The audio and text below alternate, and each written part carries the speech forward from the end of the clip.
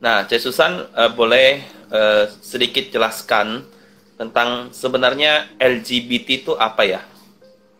Ya, jadi kita mulai dari singkatannya ya. Jadi kalau dari singkatannya kan lebih jelas langsung kita bisa tahu juga seperti itu.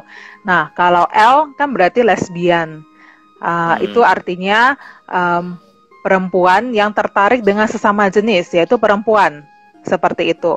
Nah, kalau G itu kan berarti gay. Artinya laki-laki yang mereka tertarik dengan sesama jenis, yaitu laki-laki. Nah, yang L sama G ini itu sama-sama termasuk di dalam yang namanya homoseksual.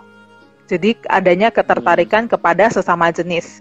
Nah, kalau B itu berarti biseksual, artinya dia bisa tertarik kepada laki-laki, dia bisa tertarik juga kepada perempuan. Jadi dia bisa dua seperti itu. Jadi kalau laki-laki dia bisa tertarik laki-laki dan perempuan, kalau perempuan dia bisa sama laki-laki tapi bisa sama perempuan juga. Nah, itu yang B, LGBT, T itu transgender. Yang transgender ya, Di, yang ah, transgender itu jadi dia itu fisiknya, contohnya dia fisiknya perempuan tetapi dia merasa gendernya itu bukan, dia adalah laki-laki, dan sebaliknya seorang laki-laki dia merasa ya secara fisik dia laki-laki tetapi dia merasa saya bukan laki-laki, saya sebenarnya adalah perempuan. Jadi ada yang memakai istilah seakan-akan terperangkap dalam tubuh seperti itu, transgender. oke. Nah, jadi LGBT seperti itu. Kalau L sama G homoseksual. Nah, Nah, ada kira-kira ada satu gambarannya lagi seperti itu. tambahan. Ya, Ya, oh. beberapa kali ini kan ada yang disebutkan LGBTQ, ya. Itu Q Q itu ya. apa ya? Nah, Nah, Q itu kepanjangan dari queer. Queer. Nah, itu tulisannya seperti itu ya. Nah, ini saya juga baru baca, ternyata queer ini adalah bagian dari komunitas. Jadi itu seakan-akan adalah payung yang menaungi orang-orang yang termasuk di dalam homoseksual, biseksual, seperti itu. Jadi dengan kata lain, semua orang yang bukan heteroseksual. Kalau heteroseksual berarti kan kita yang tertarik dengan lawan jenis ya. Jadi semua orang yang tidak termasuk di dalam heteroseksual bisa dimasukkan di dalam kelompok Q ini, seperti itu. Jadi Q ini lebih dikatakan sebagai payung komunitasnya, seperti itu, oke. Hervi. Mm-mm. Menarik sekali, nanti yang Q ini mungkin kapan-kapan kita boleh bahas nih ya. Ya, benar. Jadi, Dan sebenarnya oke. Ya, dan sebenarnya tema LGBT ini kan begitu luas ya, karena dia kan berkaitan ada Oke. homoseksual, kemudian ada biseksual, kemudian ada transgender.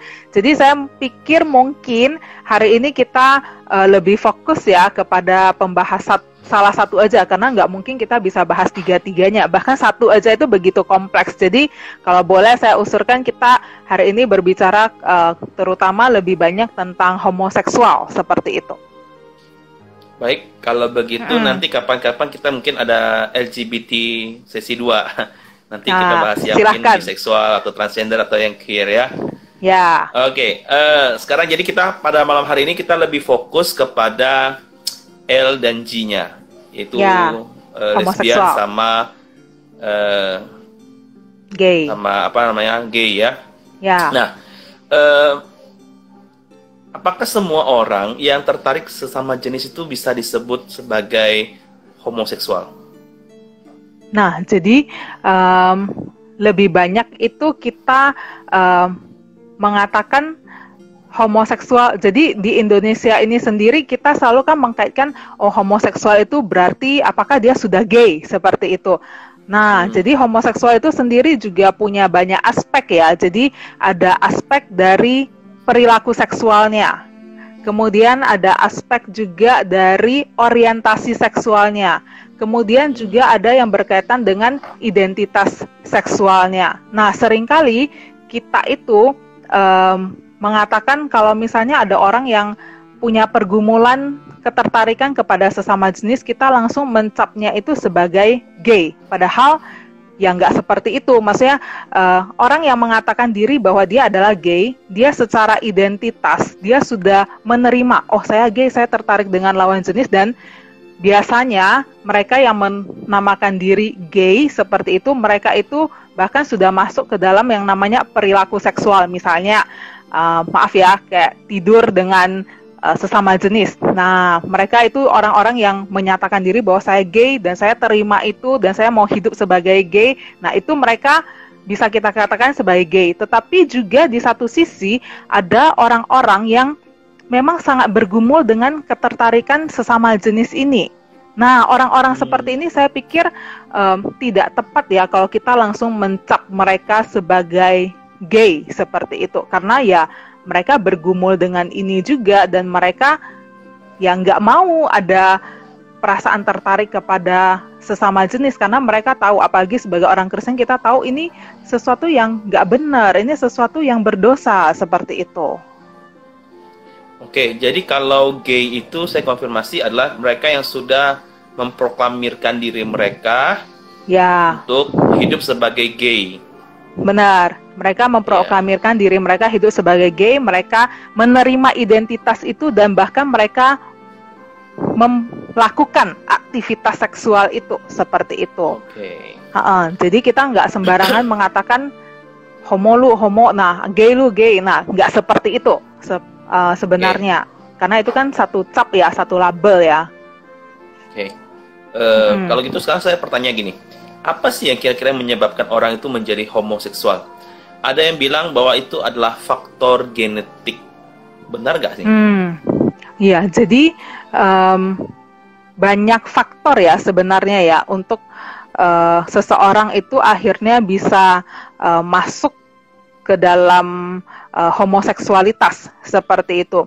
Memang ada yang mengatakan bahwa faktor genetik itu punya peran yang sangat besar seperti itu. Nah, tapi saya mau katakan begini, Asosiasi Psikologi di Amerika sendiri, mereka itu mengatakan seperti ini, saya kutip ya, di antara ilmuwan-ilmuwan sendiri itu belum ada konsensus atau kesepakatan tentang faktor utama yang mencetuskan seseorang itu jadi homoseksual. Jadi bagi mereka sendiri, mereka peneliti, mereka mencari tahu, mereka meneliti, belum ada satu faktor utama yang pasti seperti itu. Nah, memang banyak ya, terutama mereka yang kaum yang pro homoseksual, pro gay seperti itu, mereka mengatakan, oh gay ini karena faktor genetik.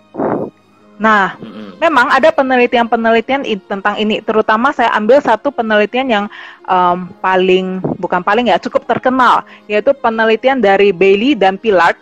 Mereka itu mau mencari tahu apakah benar homoseksual itu faktor keturunan atau faktor genetik. Jadi mereka itu melakukan penelitian kepada orang-orang kembar. Jadi ada kembar yang homoseksual seperti itu. Nah, dari hasil penelitian mereka menemukan bahwa 52% yang kembar dua-duanya homoseksual. Nah, jadi penelitian ini mengindikasikan bahwa memang ada faktor genetik yang berperan di situ. Nah, tetapi ini juga memunculkan satu pertanyaan. Yang 48% sisanya mereka kembar, tetapi yang gay, yang homoseksual itu hanya satu, jadi bukan dua-duanya. Nah, jadi kan begini ya, kalau misalnya benar-benar murni karena faktor genetik, artinya kan harus dua-duanya itu homoseksual. Tetapi dari hasil penelitian dia hanya 52%, jadi ada setengah sisanya yang tidak seperti itu. Nah, jadi ini bisa dikatakan bahwa memang kemungkinan besar faktor genetik itu punya peranan, tapi tidak hanya faktor genetik. Jadi ada faktor-faktor lain yang mempengaruhi. Jadi kalau bisa dikatakan itu adalah gabungan antara faktor natural, faktor nature, vs nurture. Jadi faktor lingkungan seperti misalnya pola asuh di dalam keluarga, kemudian situasi keluarganya yang mungkin tidak ideal, papanya yang tidak hadir, terus mamanya dominan, atau mungkin di dalam keluarga itu dia lihat cewek semua, dia satu-satunya cowok misalnya seperti itu, atau mungkin dia punya pengalaman-pengalaman traumatis, pelecehan di masa lalu oleh sesama jenis, seperti sodomi, pemerkosaan oleh sesama pria seperti itu, atau mungkin dia punya pengalaman penolakan-penolakan dari lawan jenis, sehingga dia punya mindset semua laki-laki sama saja. membohongi dia, memperlakukan dia tidak baik, akhirnya dia berpikir, lebih baik dengan sesama jenis. Nah, itu faktor-faktor yang bisa membuat seseorang akhirnya menjadi homoseksual.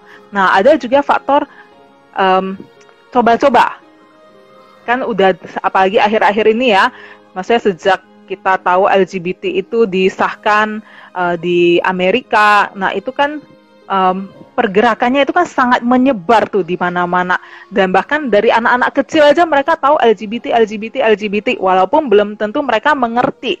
Nah, adanya isu-isu seperti itu akhirnya membuat orang coba-coba dengan sesama jenis. Jadi ada eksperimen seksual dengan sesama jenis, dan ternyata mungkin itu memberikan kenikmatan kepada dia.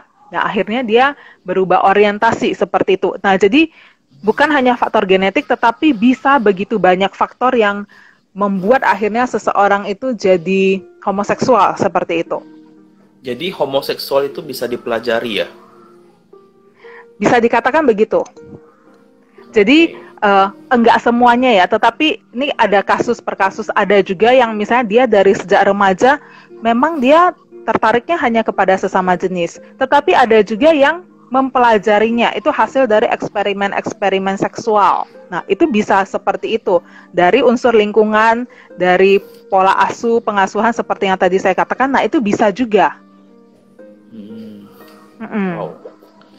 Sekarang kalau demikian, sekarang pertanyaannya adalah apakah homoseksual ini bisa disembuhkan nggak ya? Nah, kata sembuh ini perlu kita definisikan juga ya. Homoseksual yang sembuh itu yang seperti apa? Kan tadi di awal saya ada katakan ya bahwa homoseksual itu punya banyak aspek kan. Jadi ada perilaku seksualnya, aktivitas seksualnya. Dia tidur dengan benar-benar berhubungan seks dengan sesama jenis seperti itu, jadi aktivitas seksual. Kemudian ada orientasi seksual, jadi memang ada kecenderungan untuk menyukai sesama jenis, dan ada identitas seksual. Nah, kalau misalnya kita ngomong tentang kesembuhan dari segi perilakunya, homoseksual, aktivitas homoseksualnya, apakah itu bisa dihentikan? Nah, jawabannya tentu saja bisa seperti itu. Jadi kalau kita punya, bukan kita ya, tapi kalau misalnya memang seseorang yang homoseksual itu dia melakukan aktivitas homoseksual dan dia mau berhenti, bisa aja. Sama seperti seseorang yang mencuri, dia mau berhenti mencuri. Bisa nggak perilakunya itu dihentikan? Bisa. Bisa nggak perilakunya itu dikendalikan? Nah, bisa seperti itu. Jadi melepaskan diri dari aktivitas-aktivitas itu bisa, ya bisa banget seperti itu. Nah, terus kalau kita berbicara tentang orientasinya, jadi kayak kecenderungan untuk menyukai sesama jenis, apakah itu bisa, saya nggak katakan sembuh ya, tapi apakah itu bisa pulih dan bisa dikendalikan? Nah, biasanya bisa, walaupun ada orang-orang tertentu yang ya pada akhirnya dia harus seumur hidup bergumul dengan kecenderungan itu, seperti itu. Jadi kayak setiap orang kan punya kelemahan ya, punya titik lemah ya. Mungkin ada orang yang kecemasannya dari sejak dia kecil, dia punya rasa cemas yang tinggi, dia kan akan bergumul seumur hidup dengan kecemasan. Atau misalnya orang yang sulit untuk menangani rasa marahnya, dia akan terus bergumul dengan rasa marah. Nah, kalau orang-orang yang homoseksual, dia punya kecenderungan ketertarikan sesama jenis ini, ya dia akan terus bergumul dengan itu. Ada orang yang hilang, ada. Tapi apakah ada yang terus bergumul dengan itu? Ya ada juga. Nah, ini makanya saya bilang tadi, bisa pulih nggak? Ada yang bisa, tetapi ada juga orang-orang yang terus bergumul dengan, saya bilang ini kelemahannya dia, seperti itu. Untuk seumur hidupnya dia bergumul, ya itu bisa terjadi yang seperti itu. Jadi perilaku seksualnya bisa dihentikan, namun orientasinya itu kemungkinan besar akan menjadi pergumulan yang akan dia bawa terus. Benar. Nah, jadi saya juga pengen kita itu melihat homoseksual ini dengan lebih seimbang ya. Artinya kan kadangkala kita itu membesarkan bahwa ini sesuatu yang lebih berdosa daripada dosa-dosa yang lain seperti itu. Ya. Kayaknya ini jauh lebih berdosa daripada kemarahan, jauh lebih berdosa daripada mencuri seperti itu. Padahal sebenarnya kalau kita lihat di Alkitab sendiri ya, saya ingat di 1 Korintus 6 ayat 9 sampai 10 ya, Rasul Paulus itu juga dia menyebutkan, kan di Alkitab nggak ada tulisan homoseksual, tapi ada banci, ada pemburit. Nah, kalau itu kita lihat bahasa aslinya itu kan memang ngomong tentang perilaku homoseksual. Nah, Paulus sendiri mengkategorikan ini sama seperti dosa-dosa yang lain, seperti itu. Kalau kita, mungkin kita tidak tertarik dengan sesama jenis, tapi bisa saja juga kan kita itu terlibat di dalam dosa seksual yang lain, misalnya pornografi, masturbasi, terus kita punya kecanduan seksual sehingga ya maaf sakap mencari pelacur atau bagaimana. Nah itu kan sebenarnya dosa seksual juga yang bobotnya itu sebenarnya ya sama dengan homoseksual seperti itu. Jadi kita jangan merasa oh ini sesuatu yang jauh lebih berdosa, karena ya itu sama, semuanya dosa seperti itu. Baik, sekarang kalau gini ada pertanyaan yang mungkin lebih aplikatif ya sifatnya ya. Ini tadi kan kita sudah kenal nih tentang LGBT, tentang khususnya hari ini bahas tentang homoseksual atau gay. Nah, bagaimana kalau misalnya kita bertemu dengan teman yang mengaku kepada kita kalau dia adalah homoseksual? Ini kita sebagai orang Kristen harus bagaimana? Ya, biasanya reaksi pertama kita, apalagi kalau misalnya sama-sama cowok ya, misalnya ada cowok, teman cowok kita terus mengaku pada kita. Nah, biasanya respon pertama kita akan langsung terkejut dan menghindar. Takut jangan-jangan nanti dia apa-apain saya. Jangan-jangan nanti dia suka sama saya, seperti itu. Nah, saya pikir ini reaksi yang tidak terlalu bijak ya, apalagi kita sebagai sesama orang Kristen, satu tubuh di dalam Kristus, seperti itu. Nah, saya pikir apa yang seharusnya kita lakukan adalah sama seperti apa yang Tuhan Yesus lakukan bagi kita. Kita orang berdosa, Tuhan terima kita, tetapi dia tidak terima dosa kita, seperti itu kan. Nah, saya pikir satu langkah pertama adalah ya kita terima teman kita itu, tetapi bukan berarti kita terima keberdosaannya dia, seperti itu. Keberdosaan dalam arti kalau dia melakukan perilaku-perilaku seksual, seperti itu. Nah, justru ketika dia bisa mengaku kepada kita bahwa dia punya pergumulan itu, saya tadi kan sempat ada katakan ada orang yang menerima dirinya sebagai homoseksual dan melakukan aktivitas, tetapi banyak juga orang yang tahu bahwa ini sesuatu yang salah dan mereka bergumul dengan itu. Nah, justru kita sebagai kawan di dalam Kristus seharusnya kita menolong mereka. Jadi kita itu sebagai teman yang berjalan bersama-sama dengan mereka. Kita tidak menolak mereka, tetapi justru kita itu menyediakan satu lingkungan yang aman bagi dia untuk bisa bercerita tentang pergumulan homoseksualnya. Dan kalau boleh kita juga arahkan dia untuk misalnya bertemu dengan hamba Tuhan, bertemu dengan konselor untuk membahas masalah ini dan melihat apa hal-hal yang bisa dilakukan lebih lanjut di dalam pergumulan dia mengatasi ketertarikan kepada sesama jenis itu. Jadi saya pikir kita itu justru perlu menjadi tempat yang aman bagi teman-teman kita yang sedang bergumul untuk bisa bercerita. Bukannya ini nanti akan jadi bahan gosip, tapi justru kita itu jadi satu-satunya tempat. Kita bayangkan ya, orang yang punya ketertarikan sesama jenis ini, mereka itu biasanya bergumul sangat lama dan sangat dalam. Dalam arti mereka tidak bisa menceritakan kepada siapapun. Kenapa? Karena yang pertama, resiko takut ditolak itu begitu besar. Nah, akhirnya mereka kan akan pendam, akan diam. Nah, kalau celakanya mereka bertemu dengan orang-orang yang tipe yang kedua yang tadi, yang bukannya bergumul tetapi ya memang hidup di dalam hawa nafsu homoseksual itu, melakukan aktivitas homoseksual itu. Nah, ketika mereka bertemu dengan orang-orang ini, celakanya mereka bisa ditarik kepada teman-teman yang ini dan digoda untuk ya udah kamu terimalah, dan kan pasti banyak argumentasi yang diberikan. Oh, homoseksual itu kan secara genetis, jadi kamu tidak bisa melakukan apa-apa.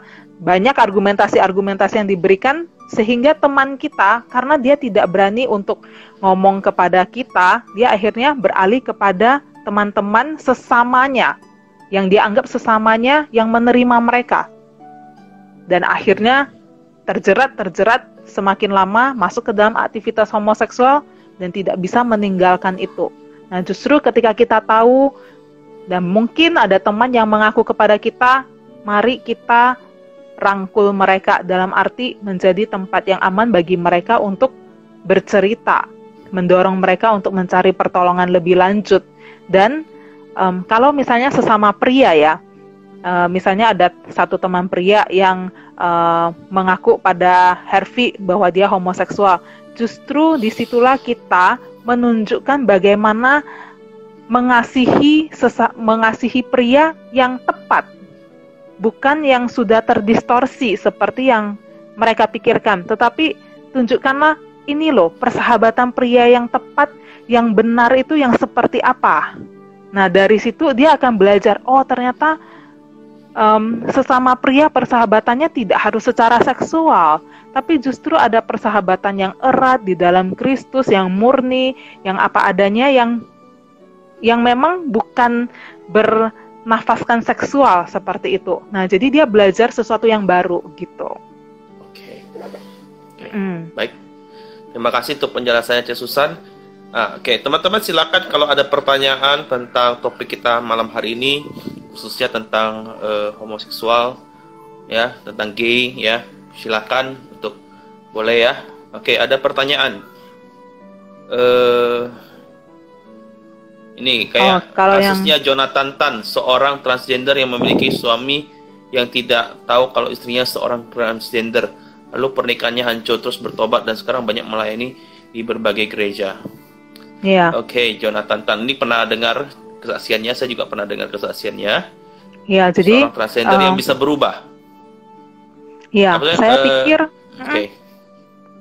Roh Kudus itu bisa mengubahkan dan memulihkan, dan kuasa Tuhan itu begitu nyata dan begitu besar, dan ya kita tidak bisa menutup adanya kemungkinan bahwa mereka yang mengalami pergumulan juga pada akhirnya bisa dipulihkan seperti itu. Karena saya tahu juga ada orang-orang yang bergumul dengan homoseksual ya, kemudian pada akhirnya mereka bisa menikah, kemudian mereka juga bahkan punya anak seperti itu.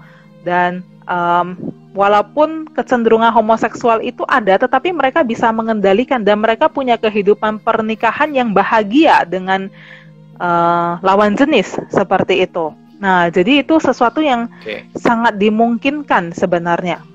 Jadi memang perubahan tetap masih bisa, karena kita tahu bahwa Tuhan kita bisa merubah kita. Betul. Oke, baik. Cik Susan, ada pertanyaan nih. Bagaimana dengan kasusnya Freddie Mercury? Nah, Freddie Mercury ini vokalisnya Queen, ya, vokalis Queen yang dia menikah. Habis menikah, lalu dia akhirnya ngaku sama istrinya kalau dia itu gay, dan bahkan pada sampai akhir hidupnya dia kena penyakit AIDS dan meninggal dalam usia produktif dia waktu itu. Iya. Lalu apa yang mau ditanggapi? Ya, jadi pertanyaannya bagaimana tuh ya? Nah, saya mungkin mengartikulasinya seperti ini. Nah, ini dia sudah pernah menikah loh, terus dia tiba-tiba ngaku jadi gay. Ini gimana ini? Ya, jadi sebenarnya kan kasus per kasus ya. Saya nggak tahu dengan jelas bagaimana kasus homoseksualnya Freddie Mercury, tapi yang saya bayangkan adalah di zamannya dia mungkin begitu banyak orang yang tidak berani untuk mengaku. Jadi akhirnya kamuflasenya itu adalah dengan menikah dengan lawan jenis. Tetapi di dalam pernikahan ya itu ternyata dia nggak bisa berubah orientasinya, dan lalu akhirnya dia mengaku kepada istrinya.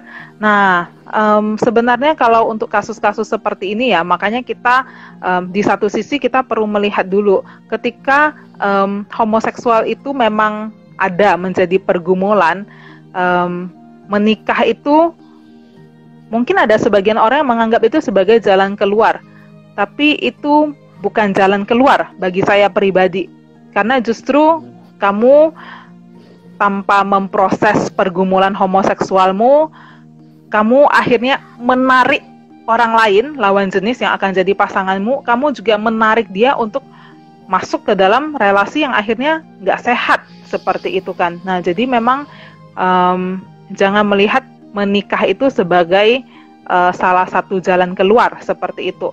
Alangkah baiknya ya, kalau saya pikirkan ya, pada waktu itu Freddie Mercury, dia memproses perasaan kecenderungan ketertarikan sesama jenisnya. Kemudian sebelum dia menikah, alangkah baiknya itu dia bisa bercerita dulu kepada istrinya tentang apa yang menjadi problematikanya dan melihat apakah istrinya itu punya kesiapan untuk bergumul bersama dengan dia di dalam kecenderungan sesama jenisnya ini, seperti itu. Nah, saya nggak tahu. Bahkan mungkin bisa jadi nggak perlu menikah ya. Betul. Ya, karena memang salah satu orientasinya pilihan, tidak bisa seperti itu ya. Saya nggak tahu ya, menurut saya pernah dengar dari satu buku itu salah seorang penulis buku ya, Henry Nouwen. Henry Nouwen ya, itu saya dia tahu. mengaku dia sebagai homoseksual dan memang sampai akhir hidupnya dia hidup tidak menikah. Iya. Benar ya, bisa seperti itu ya. Ya, jadi dia mengaku mempunyai pergumulan homoseksual dan memang dia memilih untuk selibat, tidak menikah, seperti itu. Ya, saya pikir itu salah satu jalan yang baik ya. Baik. Yang bisa diambil seperti itu. Pertanyaannya berikutnya, Susan, kalau misalnya yang cerita sama kita ini lawan jenis, jadi kita nih misalnya saya lah, misalnya ini ada Tauria tanya ya, mungkin saya perempuan, terus yang cerita ini adalah orang gay, terus kita harus bagaimana respon kita ya? Lalu orang tersebut juga sebenarnya tahu ini nggak benar, kira-kira harus bagaimana? Iya, jadi sama seperti yang tadi saya katakan ya, kita ketika dia bisa bercerita, artinya kita itu menjadi orang yang mungkin cukup aman bagi dia. Nah, reaksi kita selanjutnya bukannya kita melarikan diri dari permasalahan itu, tetapi justru kita, yang tadi saya katakan, kita menjadi teman seperjalanan bagi dia sambil mendorong dia untuk mencari pertolongan dan bantuan lebih lanjut, seperti itu, apakah dari hamba Tuhan atau dari konselor, sehingga masalah-masalah ini bisa dibicarakan, bisa dicari jalan keluarnya atau strategi-strategi yang perlu dia terapkan untuk ya bisa mengendalikan ketertarikan sesama jenisnya dan dia bisa terus hidup bergumul dengan itu, seperti itu. Nah, banyak orang yang tahu itu salah, tapi mungkin nggak tahu bagaimana kemudian harus menjalaninya, seperti itu. Karena ya, boleh saya tambahkan sedikit lagi? Ya, silakan.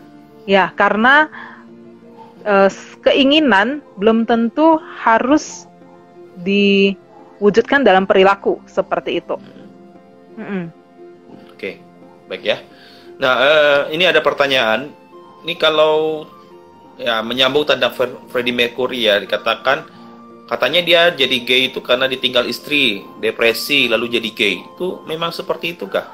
Kalau lihat penyebab orang jadi gay itu karena ditinggal istri dan depresi. Wah, ini bahaya nih ya. Kalau ada yang ditinggal istri terus depresi bisa jadi gay ya. Apakah memang bisa seperti itu ya, Susan? Nah, kan tadi waktu di awal saya ada katakan begitu banyak faktor. Bisa saja kita nggak tahu jelas ya kasusnya. Saya pribadi saya nggak tahu jelas kasusnya Freddie Mercury itu seperti apa. Apakah itu karena pengalaman ditinggal oleh istrinya, kemudian dia jadi tidak percaya dengan lawan jenis, akhirnya dia mengambil jalan dengan sesama jenis aja. Bisa jadi, ya bisa saja. Tapi bisa jadi nggak seperti itu nggak ceritanya. Ya bisa saja, karena kan kita tidak tahu kebenarannya.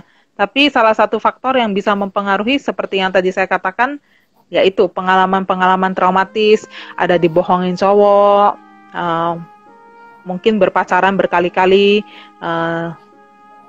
tidak sukses seperti itu, ditinggalkan, diselingkuhi. Nah, akhirnya di dalam pikiran itu terjadi menarik satu kesimpulan yang terdistorsi bahwa semua cowok sama saja, semua cewek sama saja. Nah, itu apakah bisa mempengaruhi kita? Ya bisa, seperti itu. Oke. Nah, baik, begitu pertanyaannya. Ini ada satu pertanyaan dari Brian. Brian tanya nih, kalau orang operasi transgender terus dia menikah, itu bagaimana tuh ceritanya ya? Ini kayaknya apakah termasuk pembahasan kita malam hari ini atau nanti kita bahas ya? Atau mungkin Susan boleh bahas sedikit lah. Nah, ya. Gimana apanya? Maksudnya bagaimana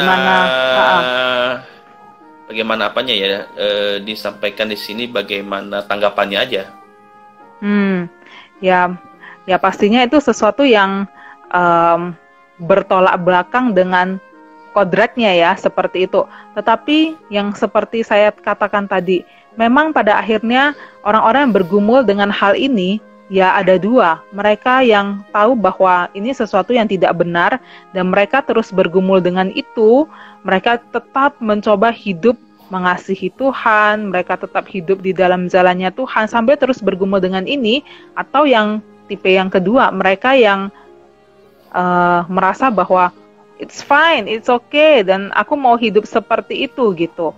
Nah, kalau misalnya dia sampai bisa transgender, berarti ini ya, dia operasi diri, jadi perempuan, kemudian dia menikah, saya pikir, nah ini udah benar-benar masuk ke dalam perilaku seksual yang tidak wajar, dan memang ya berdosa seperti itu. Tapi kan ya kembali lagi, siapa yang memberitahukan kepada dia bahwa ini adalah sesuatu yang tidak tepat, sesuatu yang berdosa seperti itu. Baik. Tadi ada koreksi dari Nadia. Nadia mengatakan Jamie Freddie Mercury mengaku homoseksual dalam status sudah masih menikah dengan istrinya. Oke, terima kasih untuk konfirmasinya Nadia. Oke, ada pertanyaan tentang ini, waria di Thailand itu bagaimana? Sepertinya ini lebih condong ke transgender ya. Tapi memang antara lesbian, gay, homoseksual dengan transgender ini mirip-mirip ya pergumulannya.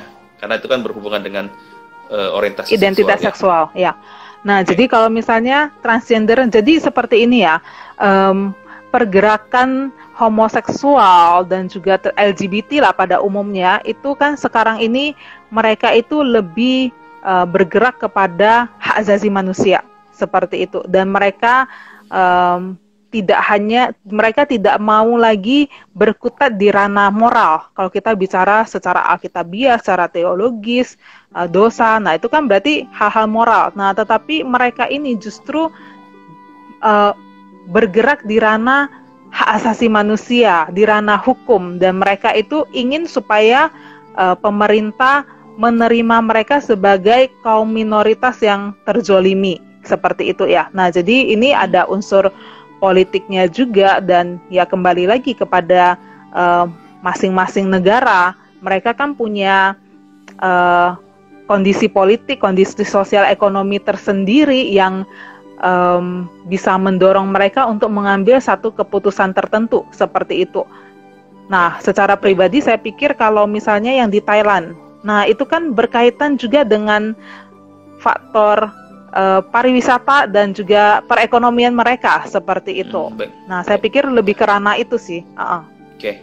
Nah, kalau misalnya begini, pertanyaan dari Jenny, kalau nggak ada pengalaman traumatis, harusnya orientasi seksual tuh tetap hetero ya? Tuhan menciptakan kita pada awalnya ketika manusia sebelum jatuh dalam dosa itu kan laki-laki dan perempuan dan dipersatukan di dalam pernikahan. Nah, berarti kan memang kita diciptakan sewajarnya dan seharusnya orientasi seksualnya adalah heteroseksual, seperti itu. Nah, apa yang membuat seseorang bisa masuk ke dalam homoseksual? Ya, pengaruh-pengaruh yang seperti yang tadi saya bilang ya, ada pengalaman traumatis, kemudian ada juga pola pengasuhan yang mungkin tidak ideal, ada coba-coba eksperimen seksual, kemudian juga papa yang mungkin tidak terlalu kuat di dalam rumah tangga, seperti itu, situasi keluarga yang tidak ideal, seperti itu. Jadi kalau tidak ada pengalaman traumatis harusnya tetap hetero ya, Cah ya. Jadi itu ya. Kalau tidak ada faktor-faktor yang lain itu juga ya. Nah, seharusnya. Harusnya hetero ya. Ya. Oke. Baik, pertanyaan lagi, saya mengingat waktu juga ya. Pernah ada buku yang membahas tentang pastor homoseksual di Vatikan. Apakah saya pernah mendengarnya? Ya, saya pernah dengar ada beberapa yang seperti itu. Tapi tidak hanya sekedar pastor yang homoseksual juga ya, tetapi ada juga yang misalnya pastor punya hubungan seksual dengan suster seperti itu, dan kasus-kasus seksual seperti itu ya. Nah, saya pikir kembali lagi sih, kita nggak bisa melihat, oh, kalau pastor homoseksual berarti itu artinya banyak hal seperti itu. Bisa saja karena ya memang dia sendiri itu punya kecenderungan homoseksual yang dia bawa sejak dari remaja. Kemudian mungkin dia berpikir kalau masuk jadi pastor, selibat itu bisa teratasi. Tapi apakah dia di sana terus ketemu dengan yang sesama seperti itu dan dia memberikan dirinya untuk menikmati aktivitas seksual seperti itu? Nah, kita nggak tahu juga. Tapi bisa jadi juga apakah karena semua di sana itu cowok semua, kemudian ada ketertarikan sesama jenis yang muncul di waktu itu. Nah, kita yang nggak tahu juga. Tetapi intinya adalah semua orang itu punya kelemahannya masing-masing. Semua orang punya titik lemahnya masing-masing. Ada orang yang titik lemahnya di hal-hal seksual, sehingga dia bisa kecanduan pornografi mungkin, melakukan masturbasi mungkin, terus-terusan mencari pelacur mungkin. Ada yang kelemahannya di area yang lain. Jadi setiap kita sebenarnya punya kelemahan seperti itu. Jadi saya tambahkan ya, ini pertanyaannya punya asumsi kalau demikian udah jadi pastor kok masih homoseksual ya dan lain sebagainya ya. Nah, saya nggak tahu nih buku itu menceritakan tentang perilaku atau orientasi ya. Seperti tadi yang sudah dikasih tahu oleh Susan juga ya, ada orang yang memang punya orientasi seperti itu tapi tidak melakukan perilaku seperti itu kan. Kayak yang Henry Nouwen pastor ya kalau nggak salah ya. Iya. Nah, Henry Nouwen juga seorang pastor dan dia mengakui bahwa dia homoseksual tapi dia tidak jatuh kepada orientasi perilaku ya. Betul. Nah, iya, betul. Terima kasih untuk sudah menambahkan. Jadi kita nggak tahu juga ya isi bukunya itu ngomongin tentang aktivitas seksual yang terjadi kah, atau cuman orientasi homoseksual itu, dan apakah pastor itu justru melakukan kah atau tidak kah seperti itu. Nah, itu kita tidak tahu dengan pasti ya isi buku itu ya. Baik, apakah masih ada satu pertanyaan terakhir dari teman-teman yang bergabung pada malam hari ini? Sepertinya topik ini topik yang sangat cukup jadi pusat perhatian juga ya. Saya pernah dengar satu khotbah bahwa kalangan pro LGBT itu sekarang di Amerika tuh sudah termasuk mayoritas dibandingkan dengan orang yang menolak LGBT ya. Betul. Oke, termasuk di Eropa. Nah, sekarang pertanyaan dari saya secara pribadi ke Susan. Kita ini harusnya apa? Pro LGBT atau menolak LGBT? Sama seperti yang Yesus lakukan ya. Dia mengasihi orang yang berdosa, tetapi tidak menerima keberdosaan manusia. Justru dia merasa jijik dengan itu. Tetapi kan dia tidak tinggalkan kita. Mati aja kamu di neraka, kan nggak seperti itu ya. Tapi justru yang dia lakukan adalah upaya penyelamatan umat manusia seperti itu. Jadi saya tidak akan katakan bahwa kita pro atau kontra LGBT, karena ya pasti itu kan aspeknya begitu banyak ya. Mau secara etika kah, secara hukum kah, tapi saya akan lebih kepada mengasihi orang-orang yang terhilang ini. Mereka yang terdistorsi pikirannya, melenceng tentang bagaimana menghidupi seksualitas mereka yang sebenarnya, seperti itu. Nah, mereka adalah orang-orang yang terhilang juga di dalam nafsu seksual mereka. Nah, saya lebih pilih kita ya mengasihi mereka, tetapi tidak menerima aktivitas seksual, perilaku seksual mereka. Sama seperti Tuhan telah menerima kita, seperti itu. Jadi ini juga menjadi kesempatan juga untuk bagi kita untuk mengingatkan kepada mereka yang punya orientasi ini untuk tetap mengandalkan Yesus Kristus ya. Yang belum percaya mungkin kita perkenalkan tentang Yesus Kristus supaya mereka tahu bahwa di dalam Yesus Kristus mereka bisa menemukan kasih yang sejati dan mereka bisa menemukan pertolongan-pertolongan Tuhan di dalam menghadapi pergumulan-pergumulan mereka. Bagi orang Kristen, ya diingatkan kembali bahwa kita secara manusia tidak mampu. Namun kita punya Tuhan Yesus yang telah mati di kayu salib, yang memampukan kita, melepaskan kita dari dosa-dosa kita, dan Dia akan memampukan kita untuk melewati pergumulan ini ya. Ya, betul. Dan juga satu hal, hidup manusia itu bukan hanya bergerak di aktivitas seksual. Kan pada akhirnya LGBT juga akan masuk ke dalam menikah sesama jenis, seperti itu ya. Manusia tidak diciptakan untuk hanya sekedar aktivitas seksual, tetapi tujuan Tuhan menciptakan kita untuk apa? Supaya kita itu memakai diri kita, tubuh kita termasuk di dalamnya, untuk memuliakan Tuhan, seperti itu. Nah, itulah tujuan tertinggi yang harus kita ketahui, yang harus kita capai, yang harus kita jalani sebagai umat-umat pilihan Tuhan, seperti itu.